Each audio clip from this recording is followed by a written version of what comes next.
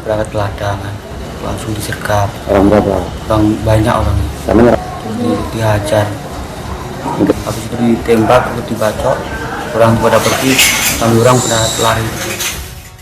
Aja di rumah aja, biar dia lebih rileks gitu. Tahu-tahu langsung kena paha Ya, aja tembakan itu. Karena saya madepnya ke sana, tahu-tahu suara tembakan itu udah berpuluh-puluh kali, Pak. Setelah gitu, tahu-tahu ada yang di paha saya satu. Oh jadi Nah itu buang tembakan itu bukan sekali dua kali, Pak, puluhan kali kayak orang perang. Kan gitu. Pokoknya begitu tembakan itu langsung beruntun, Pak, kayak orang perang langsung perang gitu aja. Kami nanam sini ini masih hak kami kan gitu. Habis itu apa itu saya mencegah dari dulu sampai sekarang masih nggak ada ini ya, masih ada kegiatan dia orang kan. Dan kami minta dibuktikan, dia orang bilang kan udah selesai. Sampai hari ini tidak bisa membuktikan apakah dia beli, apakah dia ganti rugi kan gitu. Jadi berulang-ulang kali kami mencegah, selama ini belum ada kesimpulan tetap kami bercocok tanam sini karena ini hak kami. Jadi buktinya ini lebih kurang 14 hektar masih diusahakan sampai sekarang. Sampai saat ini maupun hasil sidang sudah 20 kali tersebut belum bisa membuktikan bahwa tanah tersebut ganti rugi dengan siapa dan bayar dengan siapa. Nah, apabila dari tidak bisa membuktikan tersebut, maka dari pihak keluarga muslim supaya tanah tersebut dibayar atau diselesaikan. Ya, betul. Ya, sepengetahuan kami. Jadi terhadap putusan itu kita akan menyatakan banding. Ya, oleh karena ada beberapa pertimbangan yang tidak utuh, baik dari pertimbangan dari dalam pokok perkara maupun di dalam pertimbangan gugatan rekonvensi. Ya, masalah itu sudah jelas terkapar oleh kita, ada hal-hal yang tidak sesuai dengan apa yang fakta di lapangan dan keterangan-keterangan saksi yang harus utuh dipertimbangkan oleh majelis. Kemarin kita hasil koordinasi dengan pihak Bidoka setelah diambil sampel untuk memastikan bahwa jenazah dapat dikembalikan kepada keluarga untuk dimakamkan. Dan juga memang sudah mulai terang tidak pidana yang terjadi dengan para tersangka sudah kita selesai, kita amankan semua. Jadi sudah lengkap, berarti tadi berita yang menyebabkan satu korban meninggal dunia, luka-luka sebanyak 6 orang. Dari 6 orang itu satu meninggal dunia, yang penyebabnya adalah peluru dari senapan ini rakitan atau penabur ya, yang dilontarkan oleh saudara yang disamping saya ini, saudara Albiaso. Ya. Saudara Albiaso ini adalah pelaku penembakan sendiri, ya. Kemudian ditimpa sendiri, yang lain tidak terbukti, hanya terbukti. Kemudian tidak ada follow up apa-apa, terjadi satu dan lain hal. Dayak sudah tidak salah lagi. Semua jadi saksi, Jubata pun jadi saksi sekarang. Dayak sudah bicara. Bertahun-tahun kasus ini tidak ada proses. Sekali lagi, kalau terjadi satu dan lain hal, setelah kami datang hari ini, Dayak tidak salah lagi.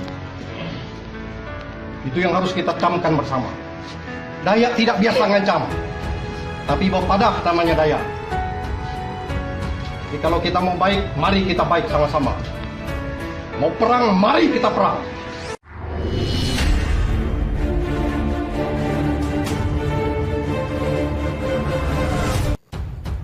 Gara-gara sengketa lahan, nyawa Burhanuddin melayang di tebas lehernya.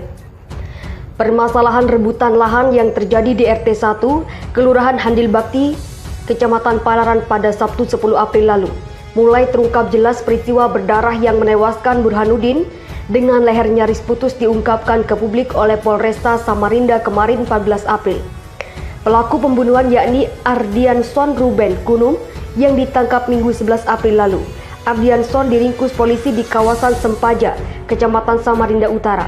Pelaku adalah anggota kelompok tani atau Poktan Empang Jaya Swadiri, di mana dirinya menjabat sebagai bidang legal dan hukum dari perkara itu. Ardianson merupakan pelaku tunggal yang menembak menggunakan senjata penabur. dan mengeksekusi Burhanuddin dengan senjata tajam jenis Mandaung. Jadi dia korban kena tembakan terlebih dulu, baru dibunuh. Jelas Kapolresta Samarinda Kombes Pol Arif Budiman dikutip dari Kaltim Pos atau Jawa Post Group. Senjata rakitan ditemukan lebih kurang 15 meter dari rumah di Sambutan, ditanam di bawah tanah, dan keterangan dari saksi senjata itu beli dari Malinau seharga 5 juta rupiah, sambungnya. Terkait awal mula peristiwa berdarah itu, Arif menerangkan, permasalahan berangkat dari sengketa lahan antara Poktan Empang Jaya Swadiri dengan warga sekitar.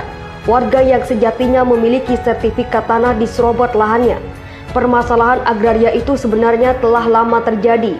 Tercatat saling klaim lahan seluas 2.500 hektar telah terjadi sejak 2004 silam. Itu memang ada beberapa versi dari kelompok tani dan kepunyaan dari masyarakat. Nanti didalami lagi jelasnya. Terkait legalitas lahan, polisi akan mencari tahu yang dimiliki pengurus Poktan. Sebab Poktan Empang Jaya Swadiri telah berganti kepengurusan, bahkan disinyalir tidak aktif sejak 2015 lalu. Dalam kepengurusan pertama memang sudah ada sertifikat hak miliknya, tapi apakah itu diserobot atau tidak masih didalami, tegasnya. Meski telah menetapkan satu pelaku, Arif menegaskan akan mendalami ada tidaknya pelaku lain, termasuk menyelidiki ada tidaknya mafia tanah di kawasan tersebut. Yang lain tidak terbukti dan hanya ikut-ikutan, jelasnya.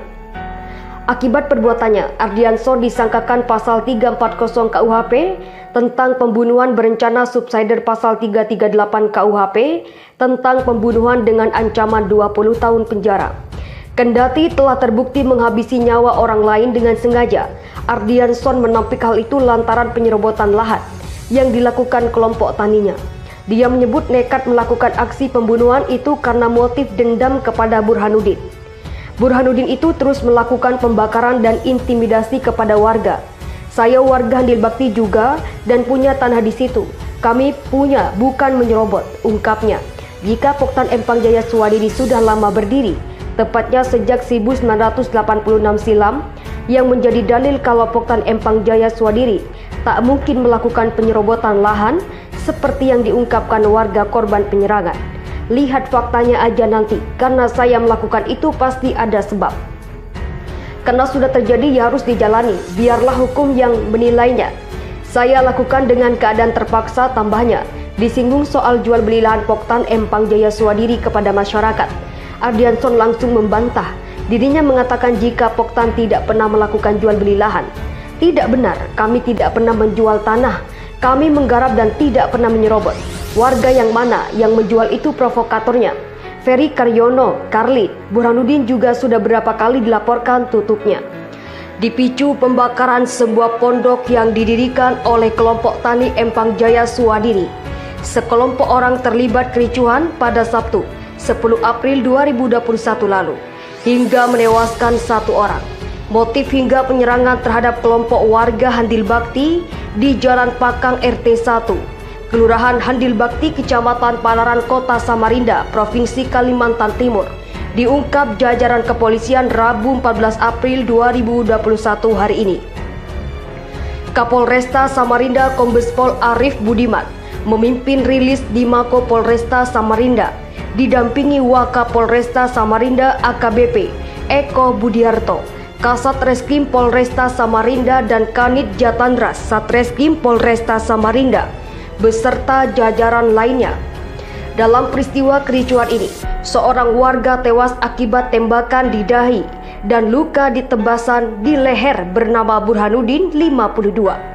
Pelaku berinisial AN menggunakan senjata rakitan jenis penabur menembak korban. 7 orang menjadi korban, 1 diantaranya meninggal dunia.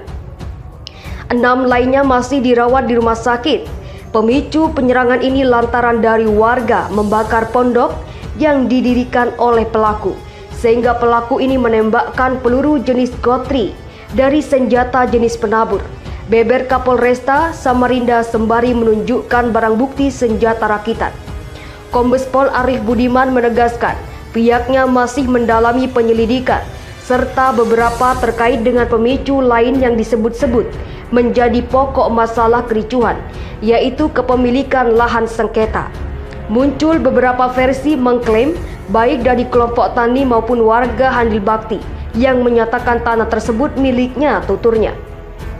Indikasi pelaku lain juga masih dalam penyelidikan jajaran Polresta Samarinda. Kemungkinan keterlibatan dari pihak lain ditelusuri, termasuk penggerakan massa untuk memancing kericuan meluas di kawasan Handil Bakti. Sejauh ini belum ada yang terbukti, tetapi kalau memang ada yang terlibat, pasti kami lakukan penahanan.